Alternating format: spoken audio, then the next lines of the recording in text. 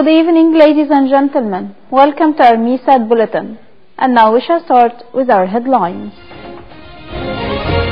Egyptian experts vote on final day of 2018 presidential polls abroad.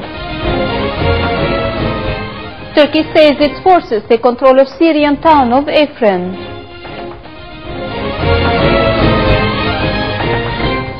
And moving on to our details, starting with the Egyptian elections. Egyptian expats headed to embassies and consulates around the world on Sunday to vote in the third and final day of polling abroad in the country's presidential elections, 1 week before polling stations opened back home. President Abdel Fattah al-Sisi and Mustafa Musa, the head of Jihad Party, are the two candidates on the ballot in the 2018 presidential elections. Voting abroad takes place in 124 countries from 16 to 18 March, with Egyptians at home due to vote from 26th to 28th of March.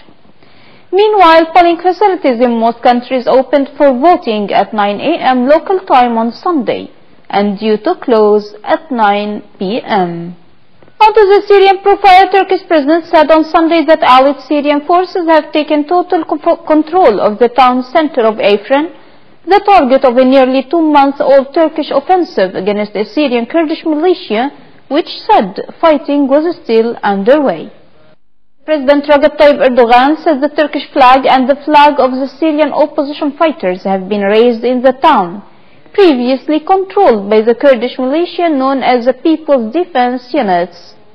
Meanwhile, the Syrian Observatory for Human Rights said the Turkey-backed forces have taken control of half the town, with intense fighting still underway. And going to Indian-Pakistani borders, 5 members of a family were killed and at least 8 other people injured on Sunday in cross-border shelling between Indian and Pakistani soldiers in disputed Kashmir, as the two rivals traded blame for initiating the violence. Officials said the 5 were killed after a shell fired by Pakistani soldiers hit their home in the Punach region of India-controlled Kashmir, along the militarized line of control. India's army said its soldiers were responding to what it called an unprovoked violation of the 2003 ceasefire agreement, while Pakistani authorities said at least 6 civilians were wounded in the Indian firing and shelling along the frontier. On the other side of the world, Britain's Foreign Secretary said on Sunday that the trail of blame for the poisoning of former spy leads inexorably to the Kremlin. Foreign Secretary Boris Johnson said Britain has evidence that Russia has been stockpiling nerve agents like the one used against Sergei Skripal and his daughter Yulia. Johnson also said that officials from the Organization for the Prohibition of Chemical Weapons would arrive in Britain on Monday to take samples of the nerve agent used to poison the Skripals. Meanwhile, Moscow's EU ambassador said Russia was not behind the poisoning, suggesting the nerve agent involved could have come from a UK lab.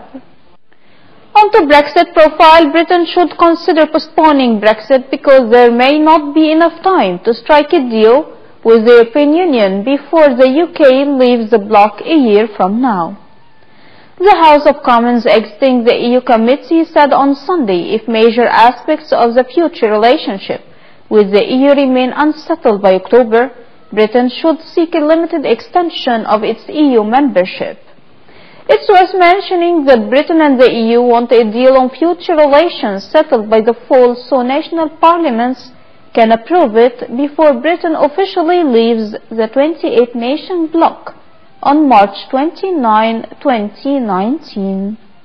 On another side, Southeast Asian countries and Australia said on Sunday they held grave concerns about escalating tension caused by North Korea's nuclear and missile programs and urged irreversible denuclearization.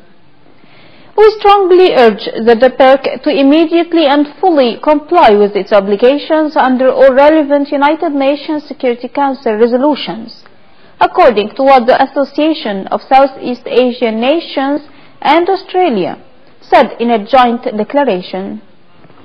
This came as North Korea is pursuing its weapons programs in defiance of UN Security Council sanctions and has boasted of its plans to develop a missile capable of hitting the U.S. mainland. And finally, a fire that hit a hotel and casino complex in the Philippine capital on Sunday killed at least 3 employees, trapped 2 others, and forced the evacuation of more than 300 guests. Police said it remains unclear if the fire at the Manila Pavilion Hotel and Casino, which was still raging after 7 hours, started in the casino in the lower floors or in an area of the hotel that was under renovation. Manila's disaster response agency said that among the dead were 2 security guards and a treasury officer, adding that at least 19 people were unaccounted for. And before ending our news, let's take another look at the most important headlines for today. Egyptian expatriates vote on final day of 2018 presidential polls abroad. Turkey says its forces take control of Syrian town of Afrin.